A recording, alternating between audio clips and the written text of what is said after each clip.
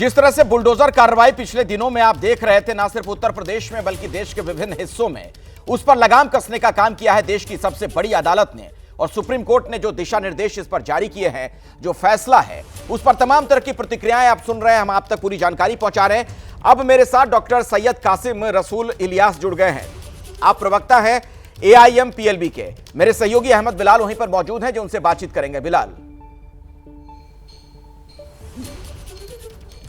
बिल्कुल अखिलेश, देखिए बुलडोजर पर ब्रेक देश के उच्चतम न्यायालय ने लगाया है और इस पर मुस्लिम पर्सनल लॉ बोर्ड का क्या कहना है? इलियास साहब, आप किस तरीके से ये सुप्रीम कोर्ट का फैसला देख रहे हैं?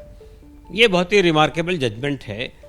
ये हम ये देख रहे हैं कि पिछले कई सालों से जो प्रशासन है और जो गवर्नमेंट है वो जस्टिस का बन जा रही थी। वो फैसला कर रही थी कि भाई आपने ये प्रदर्शन किया तो आपका घर तोड़ देंगे, तो किसी ने आवाज़ उठाई तो उसका घर तोड़ देंगे। सिलेक्टिवली मुसलमानों को टारगेट किया जा रहा था बुलडोजर के नाम पर। आप चाहे बहाना कुछ भी बनाइए कि परमिशन नहीं है, फलां नहीं है, लेकिन आप सिलेक्टिवली थोड़ी टारगेट कर सकते हैं। दूसरी बात ये कि आज रात में नोटिस लगाया और कल आपने डिमोलिश कर दिया। ये तो बेसिकली कोई आवाज़ उठा रहा है, कोई प्रदर्शन कर रहा है, कोई सरकार के फैसले पर आपत्ति जता रहा है, उसके खिलाफ कार्रवाइयाँ हो रही थी।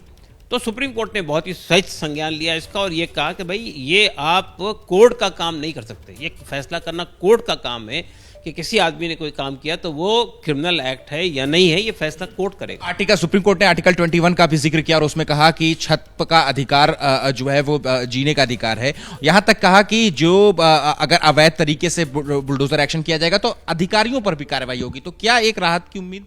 बिल्कुल सही फैसला किया है सुप्रीम कोर्ट ने। देखिए ये आर्टिकल 21 के तहत में आदमी को ये जीने का अधिकार में घर का, मकान का जो अधिकार है वो भी एक बेसिक अधिकार है। तो मैं समझता हूँ कि ये आप किसी आदमी की पूरी ज़िंदगी भर की कमाई को तोड़ देते हैं उठाकर।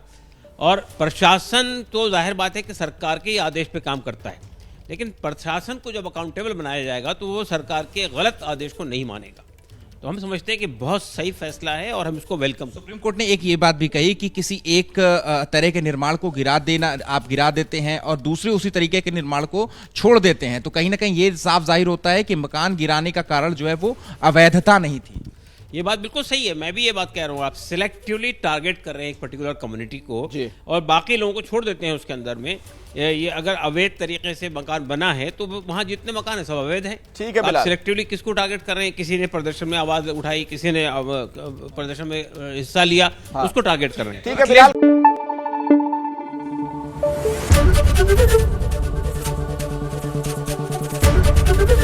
ABP न्यूज आपको रखे आगे।